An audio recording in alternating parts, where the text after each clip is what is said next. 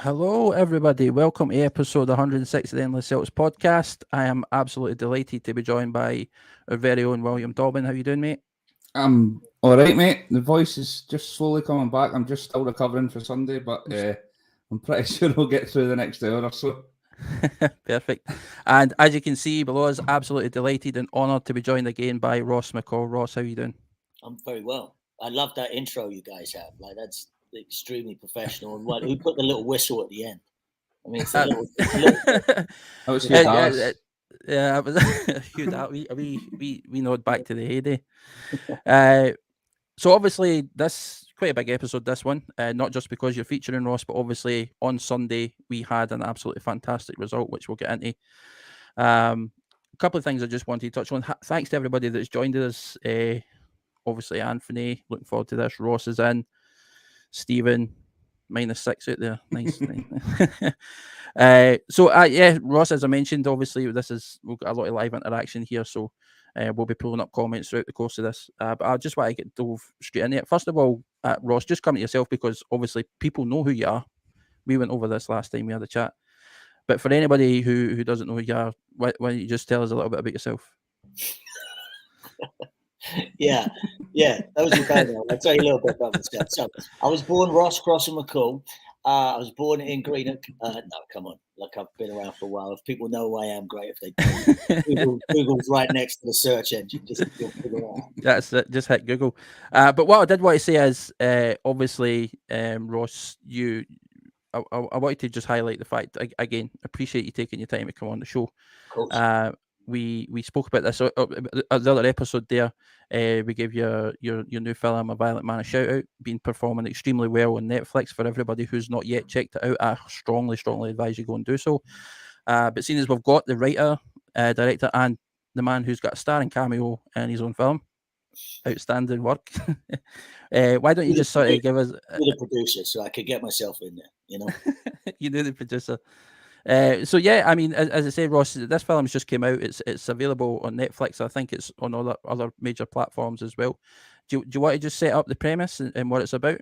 Absolutely, yeah. You know, and like you said, it's doing remarkably well for an art house independent film. You know, it's not your typical. If you're after Green Street, if you're after Rise of the Foot Soldier, which Craig was a star of, it's not that kind of film. So you have to go in with your eyes open and a little bit. Don't expect that because that's not what you see. It's a little bit more, dare I say, highbrow. It's about the inner workings of a London prison, and it's about the inner workings of a prisoner's mind. So you know, you have to sit with it. It's not an easy watch. It's a little bit brutal in times, but it's realistically brutal, I feel. And yeah, we shot it just after the first lockdown. We got it banged out in London. It's on all digital platforms right now, but you can watch it for free on Netflix. And yeah, people are really responding really well to it. I mean, we're sort of flabbergasted, really. Yeah, no, as I say, it's an absolutely incredible film. I watched it, as I mentioned to you. I watched it the other week there, and I was really surprised. I mean, I kind of like those films anyway, that style. But I was really surprised, and as you mentioned, Craig Fairbrass, who plays the sort of star role, was absolutely outstanding. So I advise anybody to check that out. But getting into the main reason why we're all here, first and foremost. Wait, that wasn't the main reason? That wasn't the main reason? Was you coming in and thought about my film? I don't know. No, I'd lie to you about that just to get you on. Come on, let's move on. Let's get to it. So, as we're all aware, Sunday, we played the Glasgow Derby, and we were in the whatever insert name here stadium you want to call it, and what was a very important game for the season, what it meant for the season, what it meant for us, and what it ultimately meant for them as well, because it was a do or die sort of situation for them in most respects. We got the victory, as we're all aware. I'm sure everybody's still smiling, still recovering from Sunday overall. And we bagged the 3 points to go 6 clear. I just want to start things off on a sort of, before we get into it, because I want this podcast to remain by and largely positive. But we need to address, I want to get the shite out the way first. We need to address, obviously, the fan behaviour. Because we wouldn't be doing our job as a sort of a fan media by just sort of brushing it to one side. I'm sure, William, Ross, you've seen the events that unfolded with the glass being thrown on the pitch, the I don't know if you've seen the Celtic physio that was attacked on his way up the tunnel at half time. He was left bleeding. Celtic released a video where there was alternative angles, as they do with most times we play games, and they've got an alternative goal. There's a Rangers fan about to pitch invade who was quite rightfully grabbed in a chokehold by one of their own fans, who stopped that from happening. And it's just that we know that it's a volatile place to go. The atmosphere can be quite hostile for the duration of the match. It can be quite ridiculous. That some of the songs they sing are vile as well. But do you think that we had 700 travelling supporters attending that game, and I think one of the things there was a concern was their safety as a travelling sort of support, because it was only 700, and it's the first time they've allowed away travelling fans to attend one of these games. William, I'm just going to come to you first here. Obviously, with everything that's unfolded and the events that you've seen, do you think that the police done a good job policing the event, first and foremost, to keeping the safety of the fans? And do you think that more should be done to sort of deter these fans from behaving the way they are? I think there's only so much you can control, to be honest with you. I think with the number of fans that's coming in smaller, I think it's actually probably easier to keep them safe rather than although they all want us to have a full stand there, and we all want them to have a full stand back at Celtic Park as well. Hopefully, all this tit for tat nonsense needs to end, to be fair. What happens, obviously, ridiculous. It's a minority again, which you're going to get in all fan bases. Hopefully, the powers that be find the culprit and ban them for life and charge them and whatever else needs to be done. There's no need for that in football. I know, like you say, it's atmosphere can get a bit much for some, and like it's difficult because like when we've all been there, we've all been there where we're frustrated, but you don't go and do anything like that. Especially the stuff with the physio, which was absolutely it's non-excusable. So the powers that be just need to. I mean, like I say, the police can only do so much. I don't think there was any bother with fans afterwards. I haven't heard anything, so they've obviously done their job.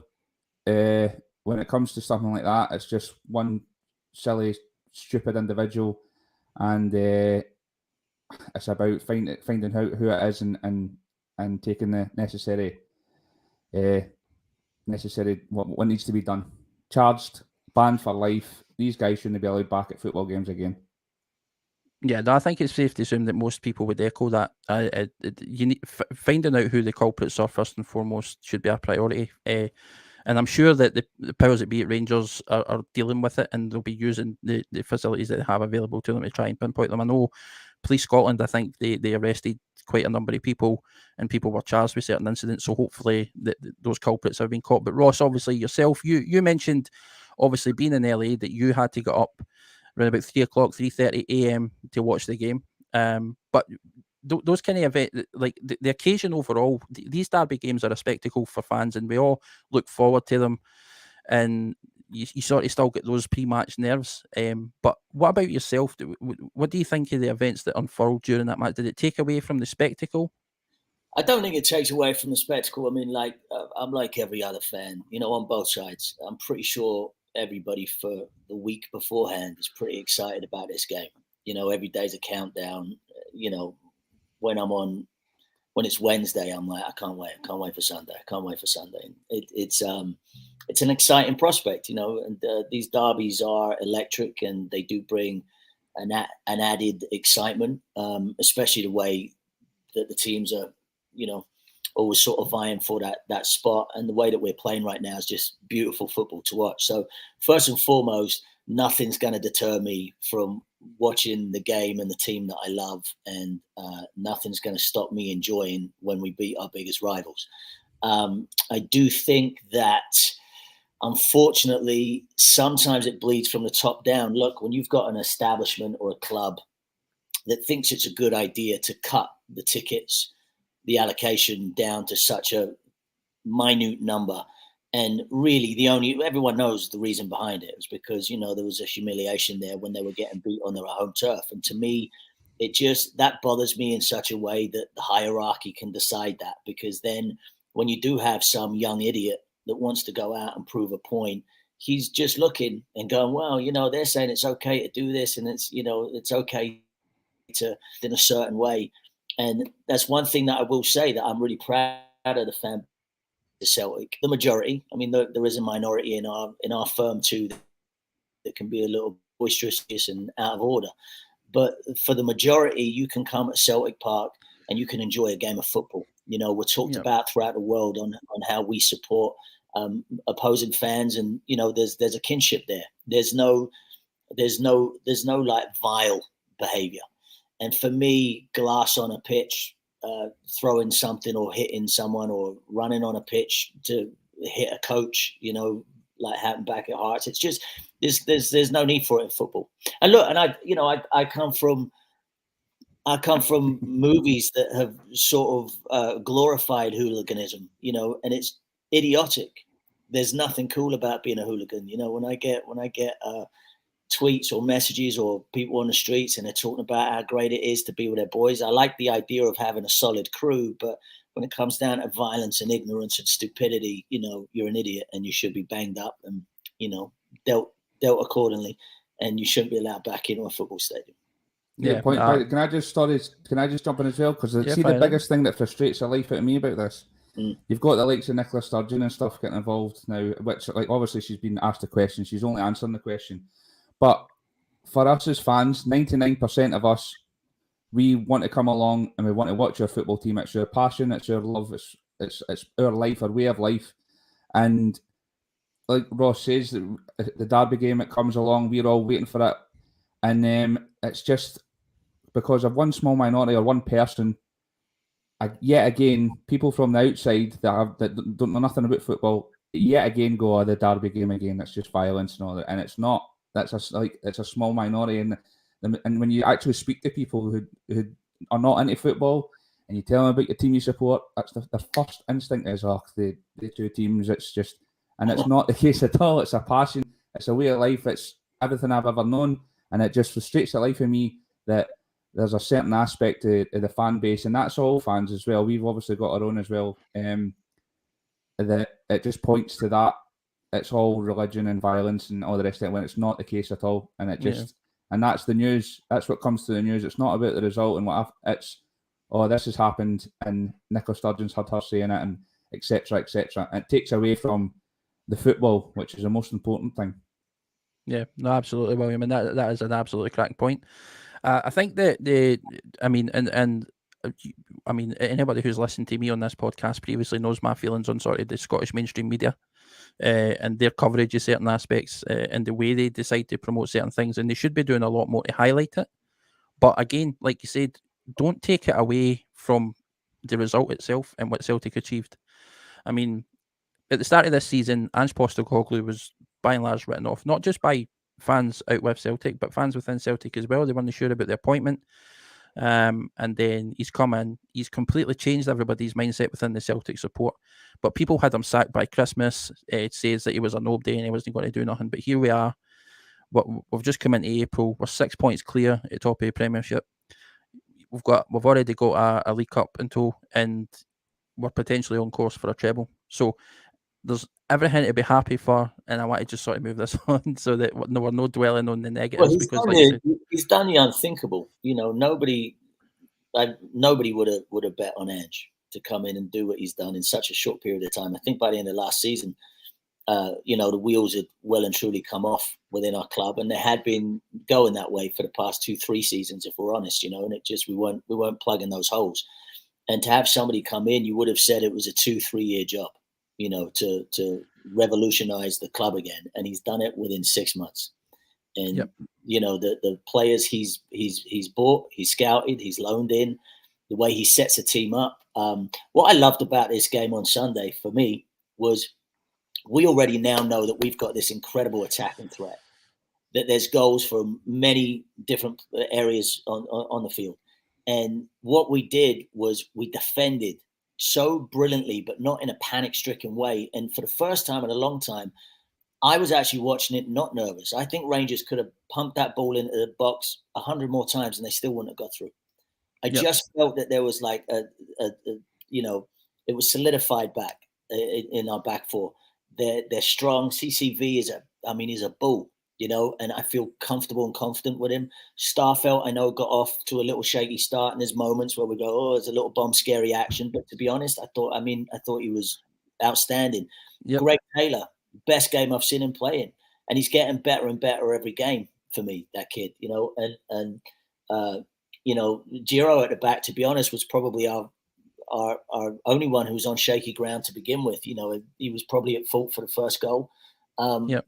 Then he came back into the game, and to be honest, the way we now have an attacking force, but to watch that was a defending masterclass too, because it wasn't panicky. It wasn't like Rangers had all this possession. It was almost like Ange had said, "All right, let's hold on to our win and let's take it easy. We can outplay them," and we did. No, I mean, you're absolutely spot on. I think I think, like you mentioned, defensively we were absolutely superb, and that was shown the sort of latter end of that second half, because Rangers did press us and they did control bulk of the possession. Yeah. Yep, absolutely. And you mentioned, obviously, we got off to a shaky start. I think it's safe to assume we didn't start that match in the sort of in the kind of gear that we'd maybe expected us to start.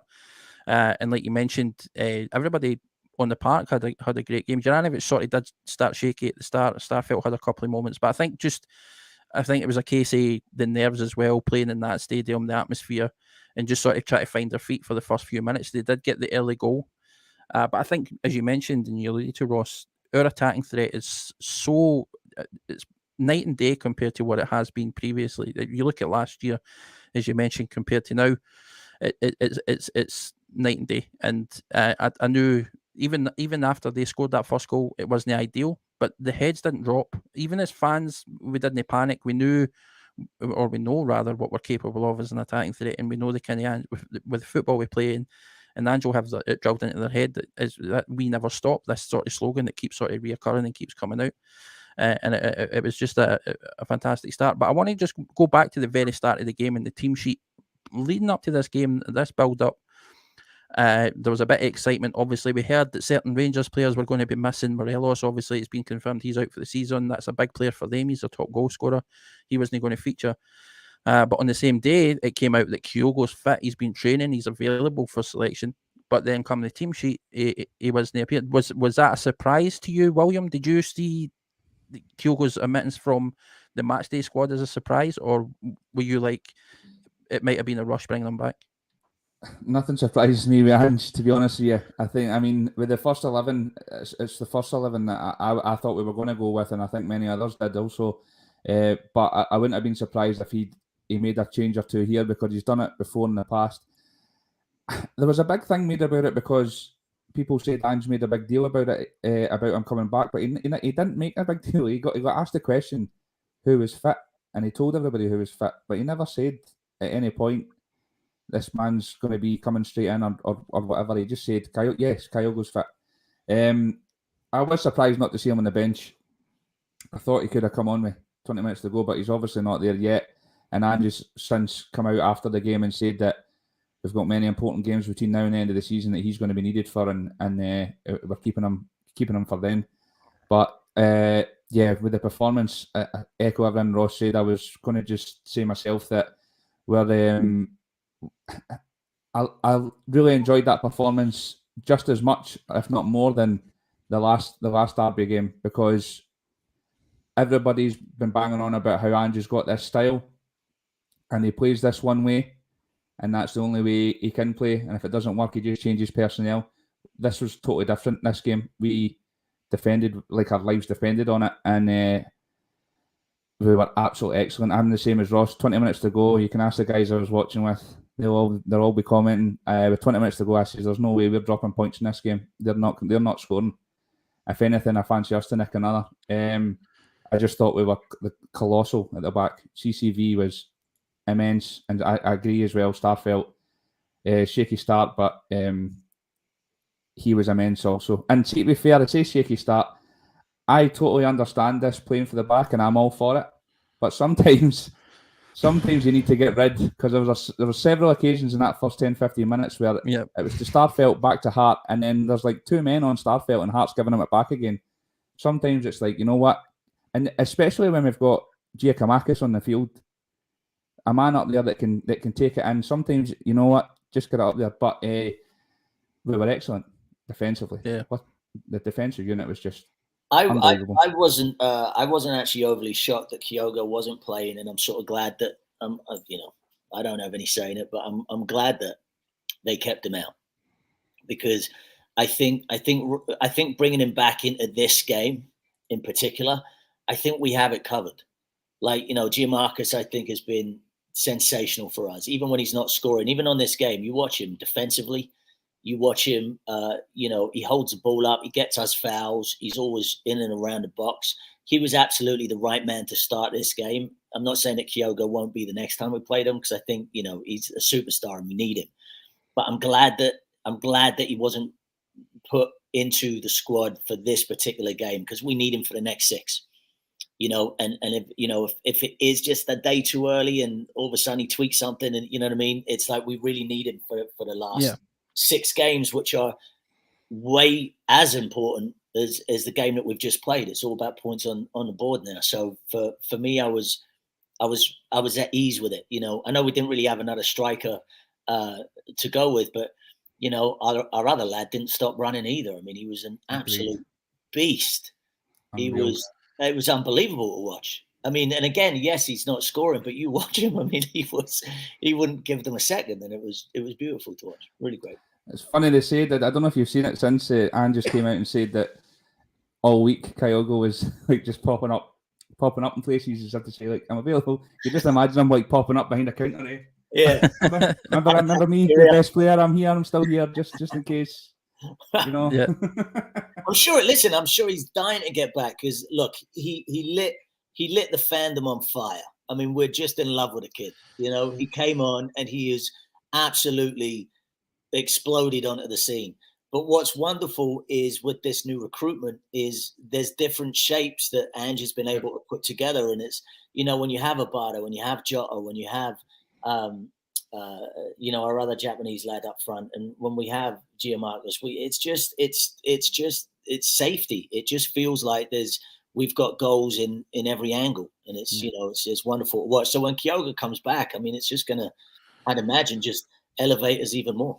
Yeah, absolutely. I think that part of the reason why I think a lot of people were maybe asking the question why wasn't he included in the matchday squad is there's an element of excitement just knowing that he's back. Yeah. And I think we're all keen and eager to see him sort of step back into the fold and start scoring goals again. But as you mentioned, Ross, Gianmarcus had to start that game. It was an absolute must. But it certainly is an exciting prospect. We've touched on it before on previous podcasts as well. But the thought of like Maeda, Kyogo, Jota, Abada, like we've got a number now of attacking players that if you think, imagine them all playing as like a Kyogo and Maeda on the park at the same time. Amazing. Or even either side of Gianmarcus. I mean, Ange's got so much available to him now. The options are crazy. And to think back to last year again, we had nothing, and then you had all these players go out the door, and we were worried that it was going to take years to rebuild. And Ange's managed to do it in such a short period of time, and the players he's brought in have been fantastic. But think of the magic that it's now going to be when Kyogo does come back and we'll be at paradise. You know what I mean? Like that welcome that he's going to get. There's an essence to that as well. I know it's not, football is obviously about to win, but to me, I sort of go, I'll much prefer to see him now come back into this glorious welcome rather than, being in this volatile place where we have a team that is strong enough to go out and absolutely, cement who we are right now. And so to me, I'm more excited to see him in Parkhead. Absolutely. And Martin Kay raised a good point here in the comments. He said Kyogo would have been kicked off the park had he been played. Now, we've seen Kyogo since he came into the Celtic team in games that he has played. Of course, he's a threat, and he's shown it. And he's a real goal-scoring threat, but he is a much smaller guy, and he does tend to be a target. And as you mentioned, Ross, would it have been a risk bringing him in? And obviously, we don't condone any player attacking somebody for whatever reason. But does he become a target? Is that one of the reasons behind maybe Ange not selecting him and not bringing him in this early? Perhaps, but I also think look, the only derby that Kyogo's played in was the first one of the season that we lost, and it was the first game that Kyogo didn't really show up in. Not because he wasn't being himself. It was a different setup. It was a different angle of how to play. And I remember watching him, being excited that he was playing, and it was the one game he just. He wasn't given 2 seconds. And so I was like, maybe he needs a run up into these games, because these games are bigger than a regular game. We all know that. Just because of the atmosphere, because of the passion, because of the it's a cup final, and so and we know how he performs in cup finals. But it would be I think he'll definitely play the next one. He'll probably play the semi, and that's just going to be exciting for all of us. Yeah, I think you're absolutely right. And like you mentioned, these applause he's going to get on his return, you want that is a perfect point. You want that to be at Celtic Park, because the noise is going to be absolutely incredible. There's another comment here Bruce has brought up, and I think this is something worth actually talking about. He's mentioned failing to get 10 in a row is the best thing that could have happened to us last year. Complacency had crept in and we'd stop progressing. Now look at us. I'll come to you first, William. Do you agree with that sentiment? Do you think that maybe, I mean, obviously we all wanted to win 10 in a row. I think that's a given, and not winning it at the time was absolutely gutting. But do you agree that maybe this, or maybe not winning that 10, kind of gave us a kick and sort of a boot up the arse, so to speak, and let us know, look, complacency has crept in, and there has been a certain element that stopped progressing, and we need to do something about it. It's definitely gave us the boot up the arse we needed, but it shouldn't have needed failing to get 10 in a row for that. I've talked about it in previous podcasts, and I'll bang on about it again. Sir Alex Ferguson was the greatest at seeing a team was on a decline and changing it, and we didn't do that. Because we were winning treble after treble, these guys are turning up. I've said it 100 times before. Edward, there was a season where he just down tools because he knew he was playing every week. There's nobody challenging him. We're sitting here discussing now, Kyogo's not even getting back in the team because we've got Giacomakis, Maeda, Jota. We've got all these different options. Everybody now is busting their balls because they want their name on that starting 11. That wasn't happening last year or the year before. David Turnbull carried us for 6 months. Edward knew he was starting. Christie knew he was starting. There was nobody pushing him. We didn't have anybody that was good enough behind him. So there was kind of, we were a victim of our own success, to be fair, because we were so successful, it was like, well, if it's not broken, don't fix it. But we needed to. It needed to be changed. Unfortunately for us, it was just a year too late. I think bringing Neil Lennon in now, in hindsight, obviously, it wasn't the best move. It was a bit of a controversial move at the time. And if we all knew who Ange Postecoglou is back then, I'm pretty sure he would have been in the first name in the door. So the transformation, and let's be fair, the transformation, Ross was touching it in the past, it's an absolute miracle what he's done this season. We thought it was going to take, we had podcast after podcast in misery saying the league title is the most important thing this year, but it could be a number of years before we get it back, because the Rangers looked so strong last year as well, defensively, and they were a unit, and we were just massively on a decline. And not only that, all our best players we knew were going to be leaving at the end of the season. Remember, we lost. I know I just touched on Edward down in tools, but what he did for us as a club was unbelievable. He was a fantastic player in his prime for us. Uh-huh. Losing the likes of him, Christie, Aya, that's the whole spine of your team that's won treble after treble. So to come in and it's a losing battle before you've even started. So what he's done is incredible. He's rebuilt a full new squad, not just 5 or 6 players coming in, a full new squad, i.e. a first 11 plus 3, 4, 5, 6, 7, 8, 9, 10 players that can come in. And we've discussed it in the pod. If Rogic comes out, O'Reilly comes in, it's not a massive decrease in ability. If anything, they're right there. And that's what we've been missing for the last year. I think the world works in strange ways. I see where you're going with it, but I mean, I also look at Ange coming in, and I look at the 10 in a row. Had we have won a 10 in a row, there would be no Ange. Yeah, that's true. Had we have, if we had got, I've blanked his name now, but was he a Newcastle manager? Yeah, Eddie Howe. Yeah, we've all forgot his name. Right. So if Eddie had come in, that we're all screaming for, there'd be no Kyogo. If there, you know what I mean? So it's like, to me, I go, was it a big, it was a huge loss that we lost 10 in a row, but I think we can all admit that we all probably focused too hard on it and wanted it too badly, that it just, it was on shaky ground. That probably transferred into the players, and it just, the heart and the soul wasn't there for it. But to be honest, had we have won it, we probably wouldn't be where we are now. We might have had the bragging rights. But I'm starting to see our team being more than just a Scottish team again. I know Europe hasn't panned out for us perfectly yet, but I do think that it's on its way. And I think that's coming because of the failure of the 10 in a row, that maybe we're going, actually, maybe we can compete if we build a squad and have a managerial system in place, which we wouldn't have had Lenny have got as the 10. Personally. That's a great point. That is a great point, to be fair. The football I've seen this year is some of the best football I've ever seen as a fan.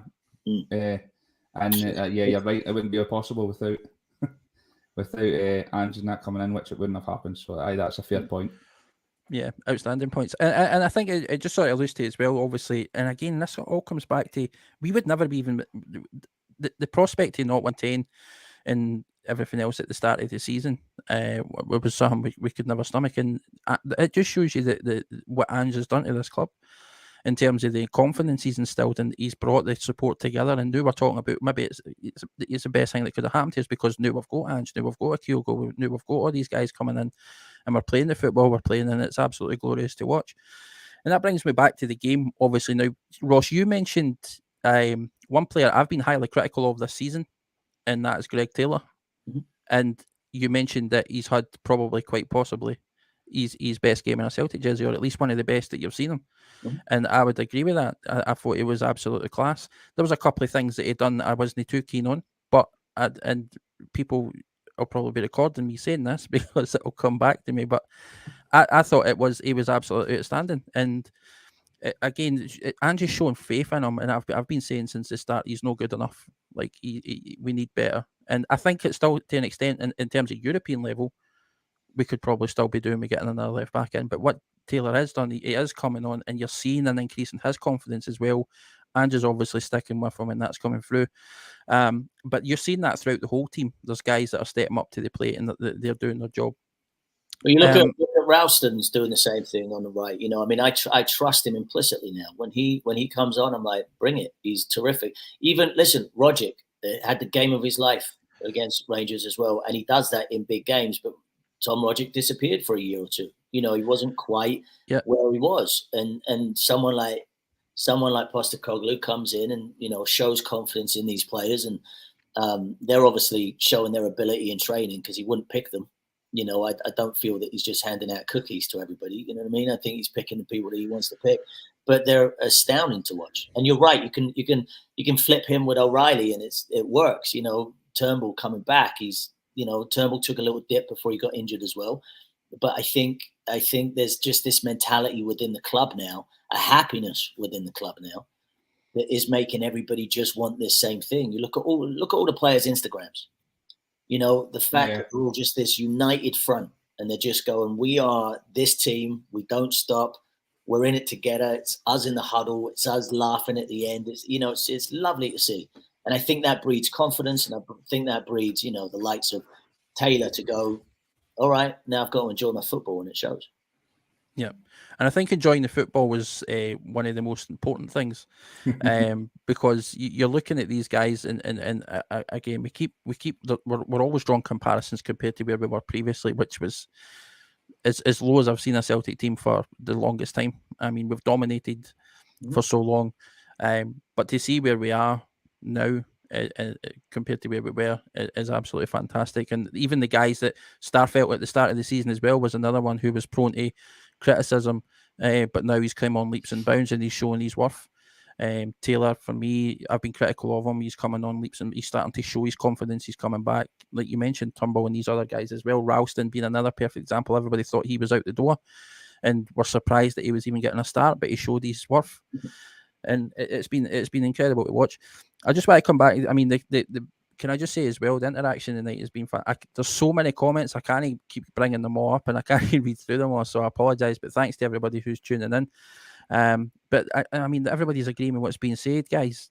Andrew's instilling belief in the squad. Everybody's benefiting. The last two derbies, Taylor's been fantastic. He's starting to show. And these games as well, these derby games tend to be, these sort of big games is where these players are made or broke. If you underperform in a game like that, and that result goes the other way, it could potentially cost you your position for quite some time. So to show up at these games and bring out the absolute best in somebody, and that's in the atmosphere as well, just shows you that what the sort of players' mentality. And again, that comes back to the sort of confidence and the sort of the whole everything around the club just being so positive. and everybody else in the club being positive, and that just sort of breed that sort of, what's the word I'm looking for? Well, it bleeds through everybody. Everybody That's jumps. the one. Everyone jumps on it. And look, I mean, you watch. I repeat stuff that we've all seen. You know, Jim Marcus saying, or Yakamarcus, we should say, right? Yakamarcus. You know, he would say, he would turn around and he would. They said, "What? You know, you're going to get booed. You know, there's not many fans going to be in the stadium." And he said, "Bring it on. Like, that's where I thrive. Great. Yep. I love being cheered. I love being booed." And I just go, "That's great," because it's just nobody cares. You know what I mean? Like I felt for the first season and in many seasons, I feel the confidence of Celtic is back up to where it goes. We'll go anywhere. We'll go anywhere and we'll play our football, and we're excited to do so. You know, I think for the last few years, that was perhaps that confidence was knocked a little bit, and we weren't there, and we were going to, you know, the Derby games, and Rangers were more confident. They wanted it more, and you could see it. You know, yep. And now you don't see that. Now you see the turnaround. Yeah, absolutely. A couple of other comments coming in here as well. And William, I just want to come to you. Other players, and we don't want to, because some of this, you mentioned Rogic had probably his best game of the season as well, and he's had a few of them recently that you've been like, Rogic is unplayable at times. But Kalmak recently, there's been a resurgence in Cal McGregor as well, and I don't know if it's the mask but ever since he started wearing this mask, he's just. There's been a new confidence around Kalmak as well, and as a captain, that's what you kind of want, because do you remember? Obviously, Ross, we didn't get a chance to speak to you, but this is something we all talk about. There's a video clip that's been circulating the Cal McGregor from the last derby, where he's chasing down. Who is it? He's chasing down, William. I can't remember. Barisic. Was it Barisic? He's pressing him high, and he's chasing him, and Barisic has turned and he's gone back the way, and you hear Kalmak screaming at him, "Shite bag." Like he does it twice, and it's just the best video I've ever seen. It's incredible, but again, it's just showing you the confidence that Kalmak's now getting, and it's just fantastic. Was there any other players, William, in that game? I mean, because we can sit and talk about any of them, and I don't want to talk about any negatives, but was there any players in that game where maybe were underperforming that you expected to sort of play better? No, I don't think so. I thought everybody to a man. O'Reilly was only in the park for about a minute and a half, and I thought he had a good game as well, to be fair. I thought everybody was excellent. Kalmak is just... We had a big discussion at the start of the season about who our next captain was going to be, and majority of us said Kalmak should be the one, but there was kind of murmurs and stuff that he's not the man. I've always thought he should have been the man. I thought he would have been a different leader. I thought he's one that takes the game by the scruff of the neck and he leads by example, but we've seen... He's got a bit of Bruni in him where he's screaming at everybody, and we've all heard the audio and seen the clips of the team talk for the cup final, where Andrew's team talk just makes you want to just go out and go to war. It was excellent, but Kalmak's in that as well, saying he's the one running, going to all the players and saying trust each other, pass it to each other, let's do it. We know the way we want to play, and he's been. And that first goal was all down to him at his best, driving. Taking the ball and just driving into that box. For me, he's your player of the year this year, and there's a lot of candidates. There's a lot of candidates for that. But giving him the captaincy, like you said, and the mask, has just turned him into an animal. But you've got to talk about Maeda, because this guy was unbelievable. He ran about 4 marathons in that game, and I'm not going to like. You can lack quality, and I'm not saying he lacks quality, because I honestly think this guy is an absolute superstar. I think he'll be up there with Kyogo. I think he's hit the ground running. But what you lack from quality, and this is why I always talk about Greg Taylor, this is why I love Greg Taylor, is see if you give 100% for the shirt when you're out there. Like if you make a mistake, I don't mind. I know you're giving everything. And that boy, I've never ever seen anybody press and run and hassle as much as this guy. His work rate's incredible, and he never ever looks out of breath. And he was unfortunate to not get a goal himself. I thought he was absolutely immense in the game, and he's a difference, especially on that wing, because he does as much work going back the way as he does going forward. And it's just, especially the way we play with inverted wing backs, to have somebody that's willing to come back and defend like he does, and the money we got him for, crazy buy. I think it was Petrov. I think Petrov turned around and said, Medea is still pressing, like 2 days later. thought that was perfect. That's how we all felt. We're like, yeah, the kid's not going to stop running. I don't know what's happening. Yeah, he's got some injuries. It's mental. Oh, he keeps going. But, this is, I wanted to just jump on that for a second about McGregor, because it's so interesting, because I agree. I think, not only is he's a Celtic man through and through, he's a damn good guy. He's a good man. And so you see that coming out in his personality and the way he is. And so I was super happy that he got the captaincy. I know him and Scott were really close. So it was like, it made sense that Brownie was sort of nurturing him towards that captaincy. But what's interesting was I was, I have a couple of group chats with me, some of the boys, when the games are on. So, I have Martin and Tony on one, and we're always texting. Then I have my old mate Mark Halpin from, used to play football with my brother years ago, and we text and whatever. And I had actually said, McGregor seems off the boil tonight. And after I said it, like, there was a part of me that truly believed it. I was like, I just, some of his passings just, and I watched the game again yesterday, and I'm like, I'm out of my mind. He was sublime. But in that moment, I guess I was caught up in a thing of I wanted something, and I was like, yeah. And I feel that all fans do that. We'll badmouth somebody as we're watching, and truly, when we're watching them, they're a masterclass. And I think that about Conor McGregor. I agree. I think he's player of the year thus far, but I could pick 5. But he's just part of the good establishment of Celtic, and it's a pleasure to watch him. Anyway, you can tell Ange trusts him implicitly as well. The comments after the game, where he was like lauding praise for the whole team, but then he said something along the lines, the team were immense, led by Cal, who's just been unreal. So to single him out for that, and this season of all seasons, for him to, especially with the turnover in players he's had, he's obviously needs to be a big part of integrating the team and telling him. That's why I was gutted when we lost Bruni, because he's that Tommy Burns figure that can bring you in and tells you the history of the club. And Calmack's this new guy, and so it's been a massive job for him this year, and he's absolutely smashed it with flying colours. I don't think he could have done much better than what he's done so far. Yeah, agreed. Yeah, absolutely. There's again, the interaction here has been incredible, but somebody just made a point here about Giakoumakis' work rate, because he's unbelievable. And he offers something different as well. He's no running the same sort of way Ameda does. He's not running the same sort of way Kyogo was prior to his injury, because Kyogo was doing the same thing. He was tracking back. He was all over the place, and his runs were incredible. But Giakoumakis, it's different, but his work rate is still incredible. He still chases players down. He still gets himself back. And again, he just... this team at the minute is nigh on unstoppable, and when you look at the confidence and the work rate of the players, this whole ethos. I mean, we go back to this part of the start of the season where this video clip of Ange came out, and it was laughed off, and people were like, "Who is this guy?" And Ange was said, and when he was mic'd up in training, I don't know if you remember, Ross, and he was told, "Don't stop at half time," and then Yeah, and the fact he's bred that throughout the team throughout the course of the season, and you can see it, and I think it's the most impressive thing, because when new guys come in and with that sort of turnaround, and we keep going back to this, and I know we're just running over old ground, but I think it's it really highlights the difference in the change that he's made. And when you're seeing guys working the way they do, the running that Maeda does, I don't know anything about Maeda prior to him coming to Celtic, so I don't know if he was running the same when he was playing in Japan.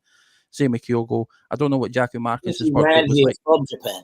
I think that's Yeah, I think you're probably right. It doesn't at all. It wouldn't at all surprise me if that was the case. But I mean, is this something that Ange has instilled in everybody, or is he bringing in players that already had that in them? I mean, I think he's been public in saying that. He says, he's not bringing people in just to fill a shirt or to fill a position. He's only bringing them in if A, they know how to play his system, and B, that he knows they're ready to go. And that was the whole thing. I think about bringing in the Japanese boys was he was like, I know them. I mean, he's worked. He didn't work with Kyogo. He worked with Daizen. And so the fact that he's brought them both in from two separate teams, going, oh no, they'll absolutely come in, and at the end of their season, and they can come in and start a brand new half season here with Celtic is phenomenal. But from what I've seen, I think he was fully aware that they were going to come in and fit into that mentality that he wants, which is just push, push, push. Yeah. What about you, William? Are you that same sort of mindset? Is this something that Ange's bringing players in specifically because he knows what they're capable of, and they're doing the job that he wants, or is this something that he's instilling in them and making them sort of work for? 100%, he's spotted what his style and knows these guys are going to bring that to his team. 100%. Although the likes of Giacomakis is just a different animal. He'll just fight everybody in the park for you. And what a clearance he did! I mean, the defensive clearance he did at a Derby game. It's like it's such a pleasure to watch him because first again it's been publicly out there. It's one touch goals. Yeah. His goals are just little flicks and little headers and it's like the fact that he's getting in and being a nuisance to defenders. The fact that he waits up. We've been waiting on this guy as well. Somebody strong and big like Sutton-esque that can actually stand with his back towards the defenders and hold the ball and either get a foul out of it or hold the ball up for somebody to come in. We've been crying out for that. And the fact that he does it with such a plum and, is banging in hat tricks every other week. It's like, you can't deny him. I mean, he's just, and the passion, this is the thing, it goes back to that passion of this confidence that I'm seeing in the team. I love it when I see someone else score and the reaction of the other teammates. And when I see like a Giacomakis, who is the goal scorer right now, he's essentially the centre forward right now. When Rogic got his goal and when Carter Vickers got his goal, that sheer, and of course it's the atmosphere, but the sheer excitement and the sheer can come on from him. I'm like, that's exactly the guy who should be wearing a Celtic shirt. He just fits into that thing for me. Yeah, absolutely. And that fits the Celtic shirt and that whole ethos. I think that's another reason why we as fans are buying into everything that Andrew's about and the players that he's bringing in, because they're playing for the jersey, they're playing as a team. There was a saying, Jockstein, we've all heard it, that the shirt doesn't shrink to fit inferior players. It comes to this whole, he just gets the club, and we're starting to see who he is as a person, as a manager, and everything that he's bringing to this team has been absolutely incredible. And that takes us, obviously, this Derby game was in a position where a draw, seen as still remain 3 points, they could have pulled it back, or we go 6 points clear, and what that meant for us going forward. We come away with that game with a victory. We're in the driving seat now. We've got 6 points clear of the only other team chasing us for this title. Is the league over for you, Ross? Do you see that is this the turning point? No, and I also think it's almost dangerous to think that way. I think not to think that way. It's great to be positive for sure, but to me, there's 6 games left, and they're all equally important. We've got a tough game this week, St Johnstone. But if we play the game that we are playing, and I feel that there's a belief in this team that they know what's at stake. There's been many years I've watched games. I've spoken to my dad about it, and I'm just like, I mean, how are they not realizing how big this is? How can they not show up? How can they, and I don't see that with this squad. I look at this team and feel that they're all there for it. If we play our game, then yes, we will. Right now it looks that way because we seem like a far superior outfit. We seem like we're, more skillful. We've got more goals in us. Our defensive record's better than anyone. We are playing, we take over that midfield and people don't know how to deal with us. Sometimes they'll just sit back and sit back and sit back. And as frustrating as that is, we tend to find a way through. So if we keep playing our game, then yes, we will be the champions again. It will come back to us. So it's in our hands. I think Rangers had to win this last weekend. I'm sure that's knocked their confidence, which is great. But every game is just as important. It's all about points at this stage. Absolutely. What about yourself, William? There's a couple of things I want to say. I'm coming to you just in a second, but Ross, you made a valid point. It's dangerous to think that that's the league over, and I think that you don't want to be we're confident, but you don't want to be overconfident, because we know that there's still tough games to go. We know we still need to play them again after the split, albeit at Celtic Park. There's still a possibility where a lapse in concentration at any moment, or just having an off day, could see you potentially dropping points. So, I mean, it's still up for everybody. William, do you think that game, obviously, taking a 6-point lead is fantastic, and at this stage of the season, it certainly puts us in the perfect position. When you look at just before the winter break, we were behind them by 6, and now we're leading them by 6, and we're certainly in the driving seat, and we've got one foot in the door, so to speak. Do you think that this is the season over, or do you think we just need to keep cooler heads and just sort of see it out? Well, I don't think Ange will let anybody think like that anyway, but personally I do. I think it's too much a mountain to climb for Rangers to come back. I think if you've seen Van Bronckhorst's interview afterwards, how downbeat he was, I think he knows he was defeated. I think he knows it's going to be difficult from here. It's not only 6 points, that goal difference is massive. That's like an extra point for us as well. And the way we are going, plus we're only getting stronger as the season goes on. Kyogo was our best player for the first half of the season, and he's not been playing for months and months. We've got him to come back. I cannot see us throwing it away. And just big thanks to Rangers for all the coefficient points giving us this money into the Champions League. Very much appreciated. Good man. Good man. Couldn't have said it better myself. What we're all thinking. I think that's certainly the mindset. So, Ross, just come at yourself off the back of what William just said there about the sort of Champions League windfall. What does that mean? 40 million, I think, is the sort of reported figure that's been handed to us, as well as automatic qualification into the group stages. Is this an opportunity for Ange to sort of show what this team's capable of in a European sort of competition? And do you think that 40 million is going to be put to good use in backing Ange and bolstering the team? One would hope. Look, I don't run the accounts department, so I've no idea what's going on with them. What I will say, and this can be slightly controversial sometimes, and as fans we don't like it, but you know this. I have a relationship with a club. And I speak to various people there quite often, and we talk about ideas on how to develop the club and get more of a global brand within Celtic.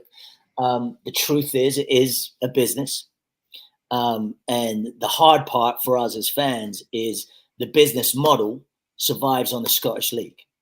And so what that means is, if you win the Scottish League and you get into the Champions League, then you get a little windfall, but do they gamble because money's gone out of control now and we're not getting the same amount of money as our English counterparts in their league?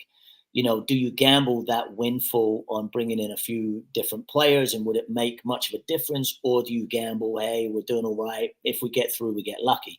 And that's the hard part as a fan, because you go, no, I want to go and I want to win the Champions League. Right now, we can't compete with those big guys financially. No. Could we get the luck of the Irish and the luck of the Scottish and the luck of whoever to go further and progress? Perhaps.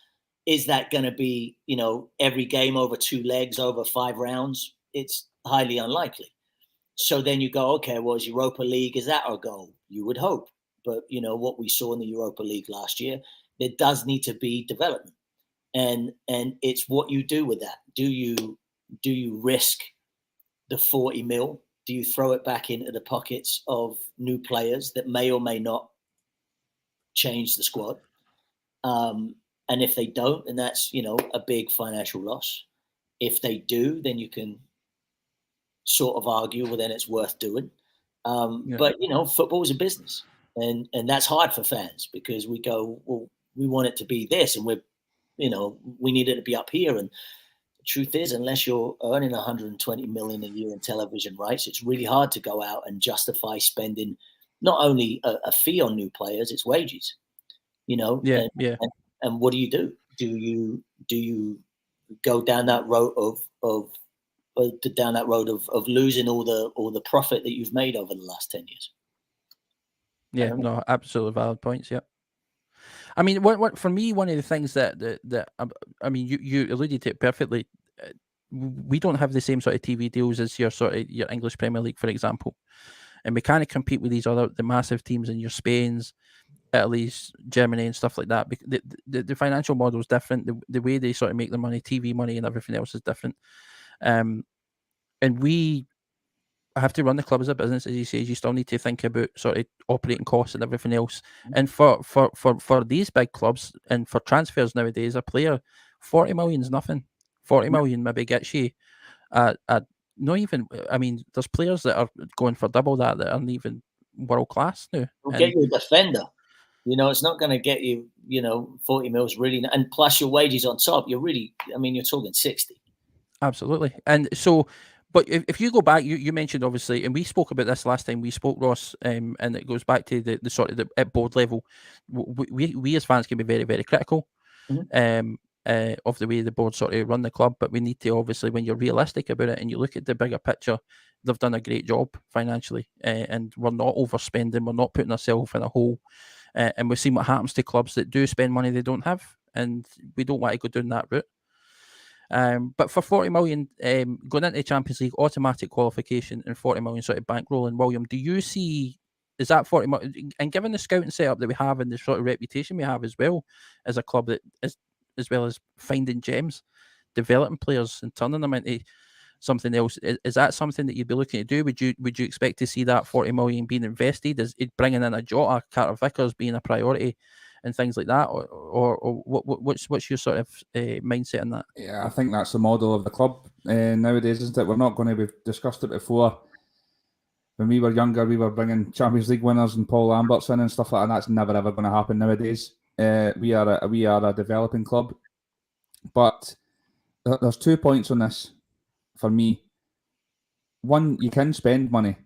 We did it 2 seasons ago, and we thought it was going to be one of our best transfer windows ever, and it turned out not to be.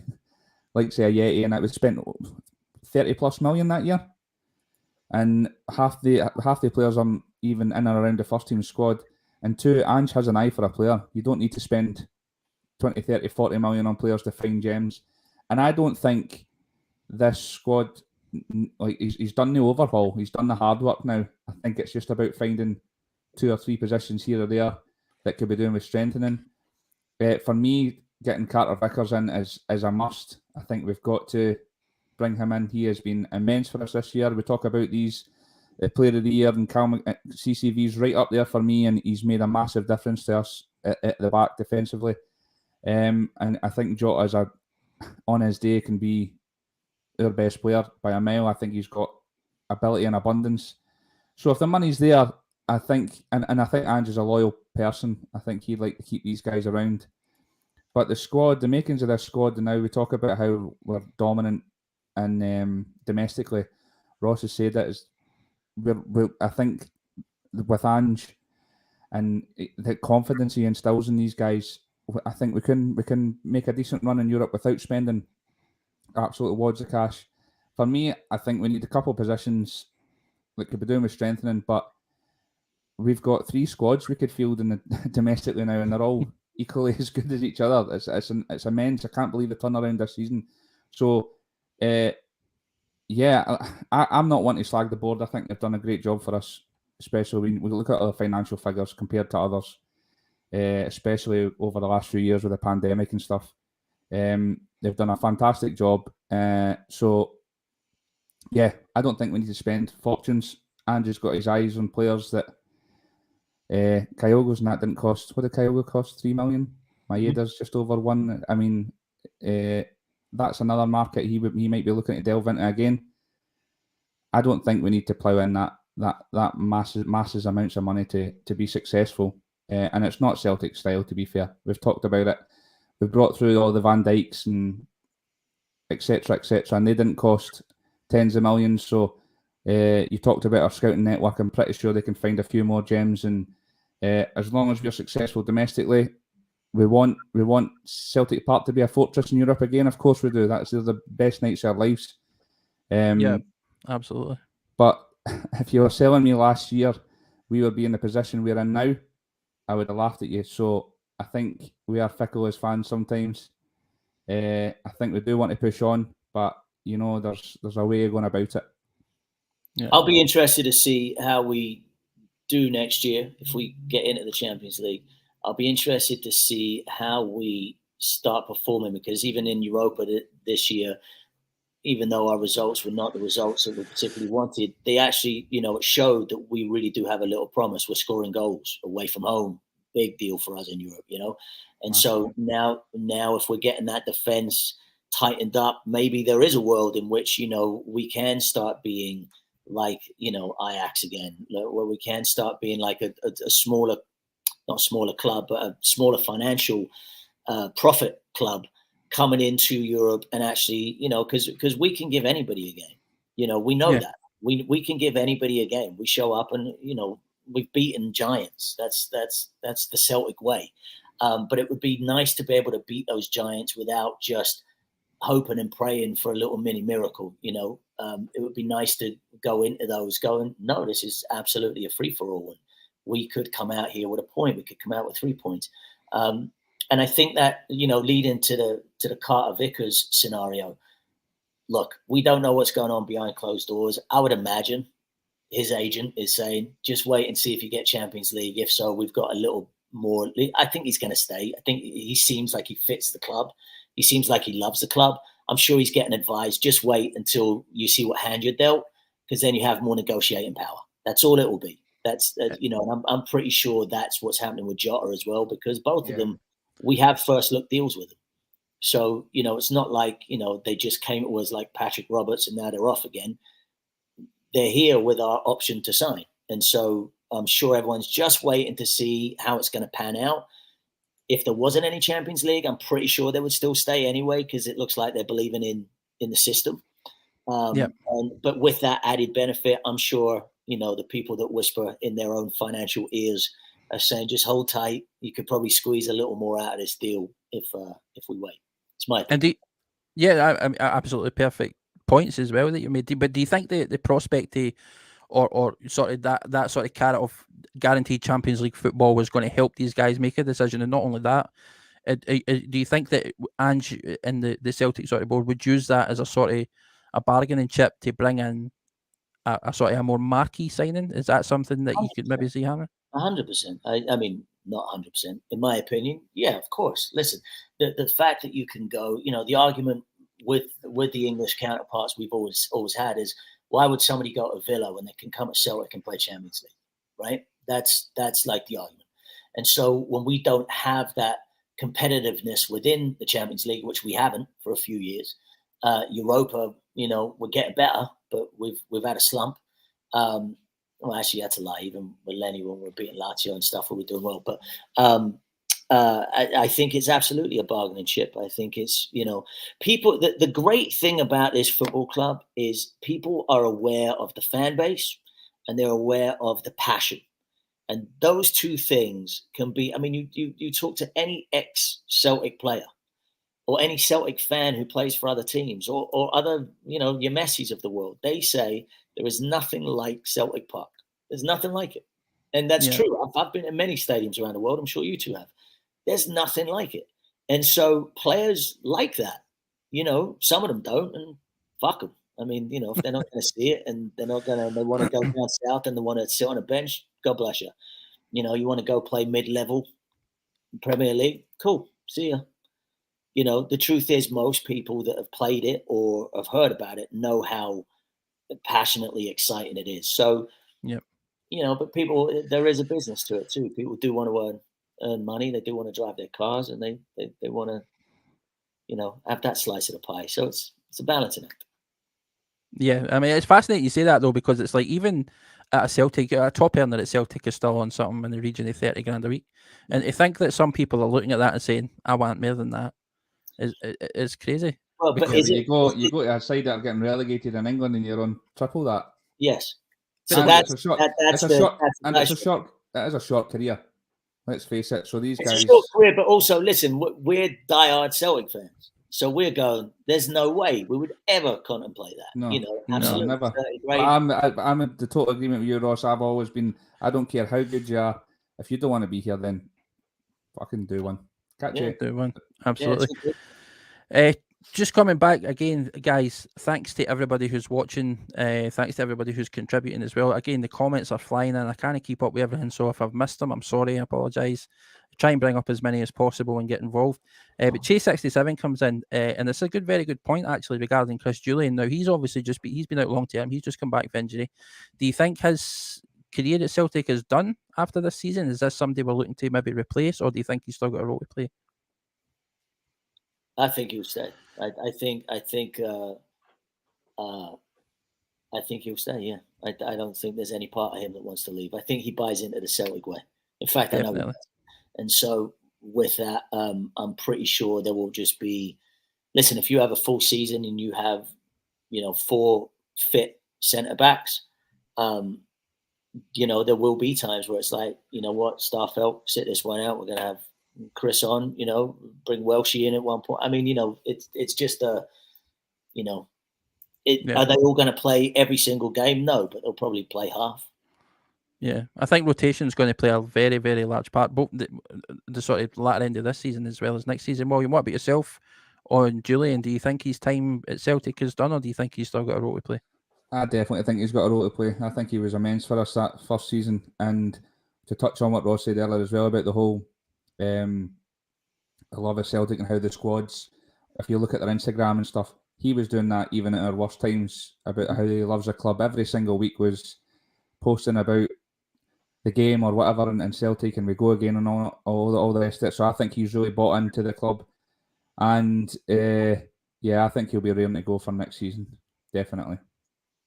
Yep, absolutely. Just going to get back to comments, it leaves a lot of people think that Julian might be taking up too much of the wage bill and we want him off. But I'm in agreement with you guys. I think Julian's still got a role to play. He's still too good a player to just be letting go, because then you need to bring somebody in to replace him, and that there's a cost incurred in that. I think he's a top player, by the way. I'm surprised we've not seen him in a game since he's come back. I know Ange likes the continuity, and especially with that back line, obviously they've been Carter Vickers and Starfelt have formed a formidable partnership. So, and every game's been important. But I thought maybe a cup game here. I know we had Wraith Rovers in the cup and stuff like that, and I know it's a lower league team, and you don't say it, but I thought he could have been thrown in. But who am I to question Ange Postecoglou? It's a game of patience. It's a game of patience. Why do you drop the centre backs who are playing great? Yeah, it's always the way. If somebody gets injured, they're like, "Oh man, I've got to fight my way back into the team," and as it should be, Yeah, definitely. And somebody like Julian, if he came on, knock wood, if someone took a knock or whatever, you'd feel absolutely fine with okay, we've got this defender coming on now. This is great. Yeah. I think as a backup option at this current point in time, he's perfect for us. The same like you mentioned as well. We've still got Welsh in that area as well, who has been coming in. He's been solid and he's not put foot wrong. And the fact that he's not been able to break through to the team shows the job that Starfelt and CCV are doing. But I think it's also worth bearing in mind for me that at this stage of the season, you don't want to break up the defensive partnership that we've got and what the sort of the chemistry that they've built, and because you're at risk. I doubt it would happen, and I don't think that's the mentality. But you're at risk of potentially disrupting that, and then if that doesn't work, then you could find yourself on the back foot again. And I'm sure that that's not the position that Ange wants to be in. So why rush him back and chuck him in the deep end, so to speak? Can you give him time to get yourself back up to 100% fitness, make sure everything's all right, and then maybe, like you say, like latter stages of games, if we're winning comfortably, bringing them on. But listen, it's been an absolutely fantastic chat. The comments are flying, and I'm trying to bring up some more people. Anything else? Anybody else want to ask any questions before we sign off? William, anything you want to add? All right, I thought you were talking to the guys. I'm asking, the chat. Listen, the chat can fire in as well. But I like I say, I've got so many questions, but they're about life and not really, not really. We'll do the spin-off. We'll do the life spin-off. Yeah, that'd be good. Life coach. That'd be good. Looking forward to the end of the season. I'm not, because I get miserable without the daily weekly dose of football. But what a turnaround, and it's a great time to be a Celtic fan, I feel. Absolutely. Obviously, we've got still got time left this season. We've still got a game this weekend that we need to ensure that we secure more points. We've got Rangers coming up shortly after that in the Cup, and then again after the split. So there's still plenty more to look forward to, plenty more points to make sure that we need to sort of keep winning and ensure that we sort of wrap that league title up. So we'll wrap things up here. Ross, again, thank you very much for taking time to come out and join us. Appreciated as always. William, obviously coming on, still hungover, I think, from Sunday, but getting it out. And everybody in the chat as well for getting involved again. Thanks for your time and spending your night with us. And we'll catch you all Friday, 8 o'clock, to discuss the weekend's game. Everybody watch A Violent Man on Netflix and watch About Us on all the other channels. And Suspicion is on Apple. So watch Suspicion. You'll get to see me run around pretending that I'm important in the FBI. What's that? What's that, Ross? Elaborate a little bit more on Suspicion. Suspicion. It's Apple TV. It's with Uma Thurman and a lot of Brits that you would recognize. But I shot all my stuff in London, New York, and LA. So it's interesting. Have a go. There you go. But A Violent Man and About Us. Those are the two I need you to tune into. Perfect. And on that note, everybody, thanks again for tuning in, and we'll catch you on Friday. Hail, hail.